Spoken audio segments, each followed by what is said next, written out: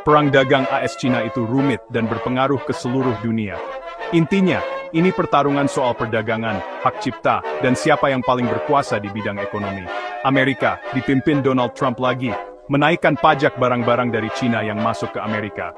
Tujuannya, melindungi industri dan pekerjaan di Amerika dari persaingan yang dianggap nggak adil. Cina juga balas menaikkan pajak barang-barang dari Amerika. Akhirnya, perang dagang makin panas. Saling balas ini bikin pasar dunia nggak stabil dan perdagangan jadi kacau. Perusahaan di Amerika dan Cina jadi susah, biaya naik dan keuntungan turun. Pembeli juga kena dampaknya, harga barang-barang naik. Perang dagang ini lebih dari sekadar pajak, tapi juga soal teknologi dan akses ke pasar. Amerika bilang Cina curang, mencuri hak cipta, dan memaksa perusahaan Amerika di Cina untuk berbagi teknologi. Negosiasi antara dua negara besar ini masih berlangsung, tapi belum ada kesepakatan untuk menyelesaikan masalah utama. Dampak jangka panjangnya masih belum jelas, tapi yang pasti, ini jadi awal proteksi perdagangan dan persaingan antar negara. Ekonomi dunia sekarang beradaptasi dengan keadaan baru ini. Banyak negara melihat lagi hubungan dagang mereka dan mencari pasar baru.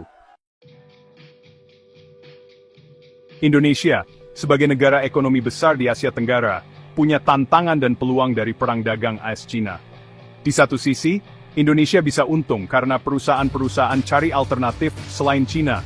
Ini bisa meningkatkan ekspor Indonesia, terutama untuk barang-barang seperti tekstil, furnitur, dan elektronik.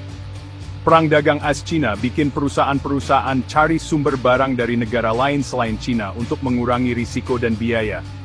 Indonesia, dengan tenaga kerja yang banyak dan murah, jadi pilihan menarik. Indonesia juga punya industri manufaktur yang sedang tumbuh, dan banyak sumber daya alam.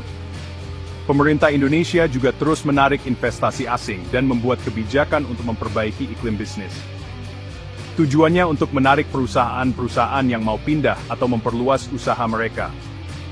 Dengan menjadi alternatif yang handal dan kompetitif, Indonesia bisa memanfaatkan situasi ini dan memperkuat perannya di perdagangan dunia. Perang dagang AS-Cina mempercepat perpindahan industri dari Cina ke Asia Tenggara. Ini karena beberapa hal, biaya tenaga kerja di Cina makin mahal, perusahaan ingin cari sumber barang dari berbagai negara, dan negara-negara di Asia Tenggara menarik untuk jadi pusat manufaktur. Indonesia, dengan penduduk yang banyak dan lokasi yang strategis, punya posisi bagus untuk memanfaatkan perpindahan ini. Tapi, ada tantangannya, infrastruktur, birokrasi, dan ketersediaan tenaga kerja terampil. Indonesia perlu mengatasi masalah ini untuk benar-benar memanfaatkan peluang ini. Peningkatan infrastruktur, terutama transportasi dan logistik, penting untuk memperlancar pengiriman barang dan mengurangi biaya. Mempermudah birokrasi, seperti urusan bea cukai dan izin usaha, juga penting untuk menarik investor. Investasi di pendidikan dan pelatihan untuk meningkatkan kemampuan tenaga kerja, juga sangat penting untuk memenuhi kebutuhan industri yang pindah ke Indonesia. Dengan mengatasi tantangan ini, Indonesia bisa menciptakan lingkungan yang lebih baik untuk investasi asing, dan menjadi tujuan utama relokasi industri.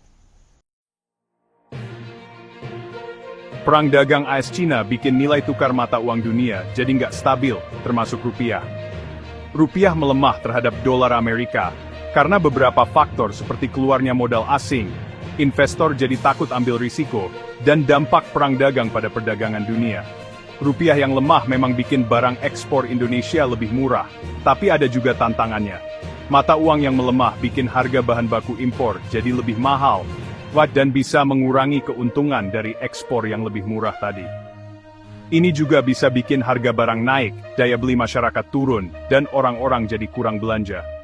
Pemerintah dan Bank Indonesia sudah mengambil langkah untuk mengurangi dampak negatif ini, seperti menstabilkan rupiah dan mengendalikan inflasi.